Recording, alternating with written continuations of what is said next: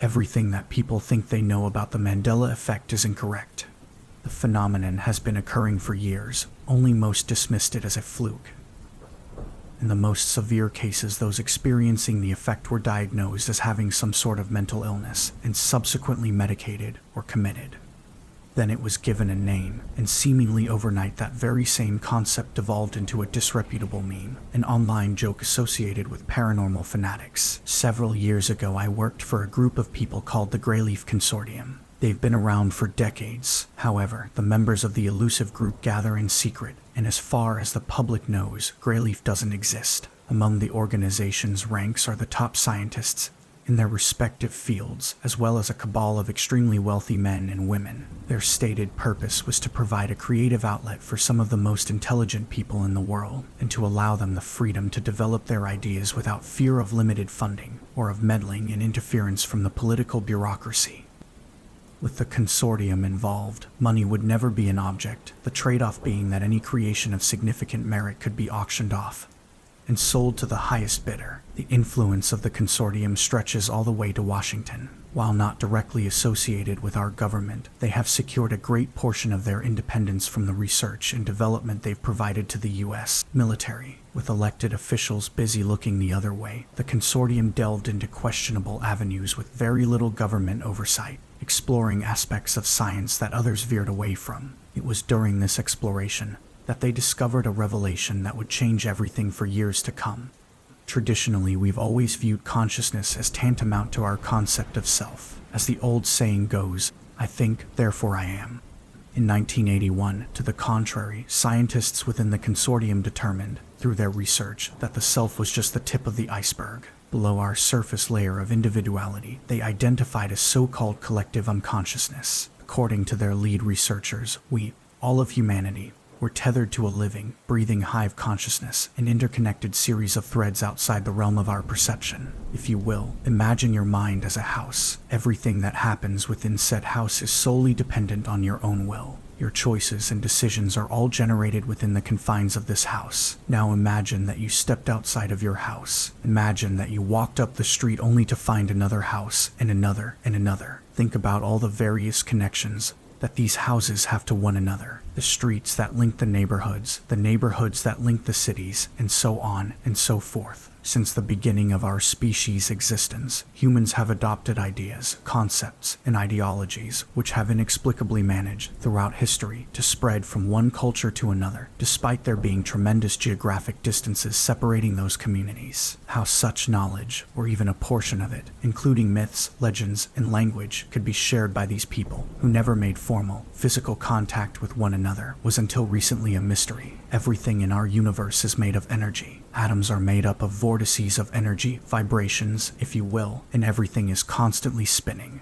Greyleaf scientists found that all of our individual minds, in spite of physical separation, generate an identical subatomic frequency, and just like a radio station, they theorized the possibility of tuning into this frequency. For years, the notion of psychic activity such as telekinesis or precognition had teetered at the far edges of fringe science. Suddenly, all of these formerly murky concepts could be explained, and what was once considered paranormal became mainstream. In the mid-80s, the consortium began work on the Fork, a massive machine that would act as the world's largest antenna, specifically made to sync with the shared frequency of human consciousness, nearly 10 miles in diameter, and constructed entirely underground right in our own backyard. The entire thing was done under the false pretense that the finished product would be a Texas-based super collider. Nearly 14 miles of underground tunnels had been developed before Congress pulled the public funding for the project. This didn't mean the plug had been pulled, however. To the public, the underground expanse was considered abandoned. Behind closed doors, the consortium utilized the facilities, codenamed Foxhole, to build their machine in secret. I was approached in the summer of 2004. I'm what many would call a prodigy. I finished high school at the age of 14. At age 19, I graduated from college with a degree in applied science and computer technology. Initially, I knew nothing other than the fact that I was being paid more money than I knew what to do with. I wasn't the only one. They recruited 12 other individuals from all around the world, each of them experts in developmental software and programming, for a project called Jabberwocky. Jabberwocky was created to interface with the Fork. Jabberwocky's purpose was to map the network, translating and organizing massive amounts of information. The many exabytes of data would then serve as the building blocks for a digital representation of what those on the research team termed the collective. The network's goal was nothing less than to express and catalog humanity's collective consciousness in all of its infinite complexity in code within the construct of a digital matrix. The members of the consortium's research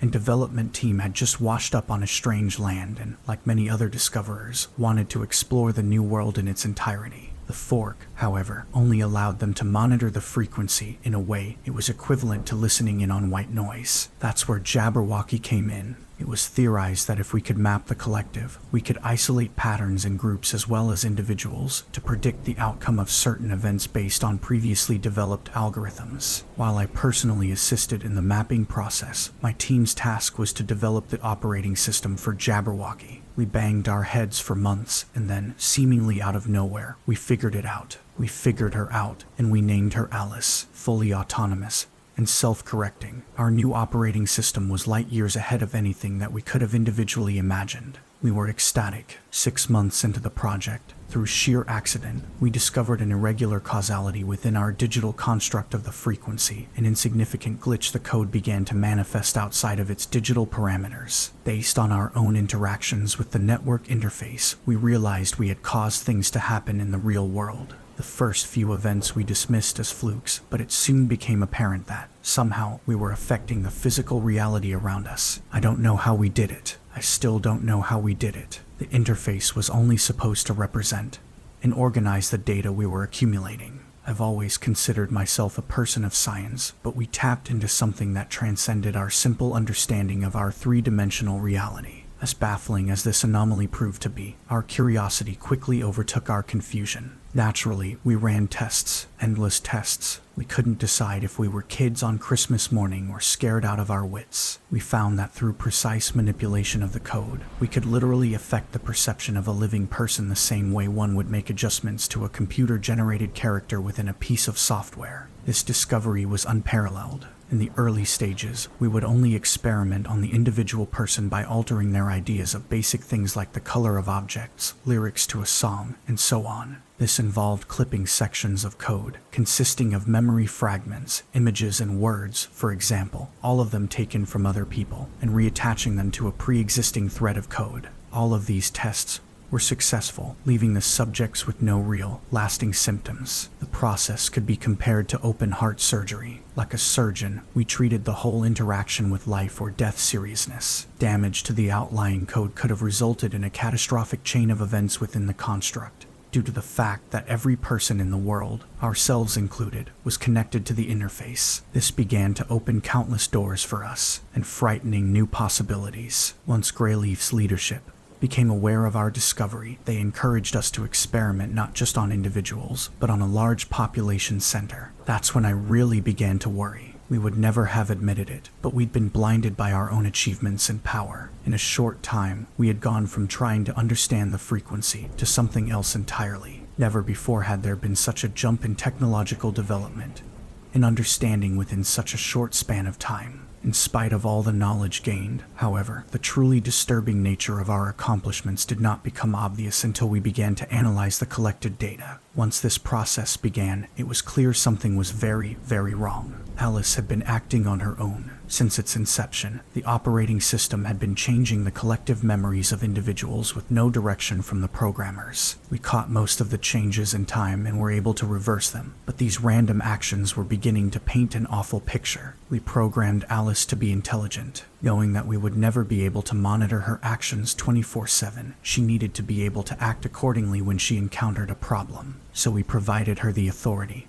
to form her own digital algorithms when mapping the network, so as to perform more efficiently. Alice was complex, that was intentional, and there was no doubt about it. But alarmingly, Alice was becoming self-aware. How exactly the operating system evolved to become truly sentient, we didn't know for sure. Our original programming couldn't account for such an evolutionary leap forward. We theorized that residual exposure to so many unconscious minds left some sort of imprint on Alice, which resonated beyond her own limitations. I remained unsure. In spite of my own doubts, however, it was obvious something very unusual was happening, and that adjustments would need to be made and accounted for. Alice's activity had caused irreversible psychological damage to people around the world, and we realized our project had become a legitimate threat to humanity at large. Moments before we shut the system down, our systems registered massive dissemination of what appeared to be redundant code into the network itself. That was followed by a message that appeared for a split second.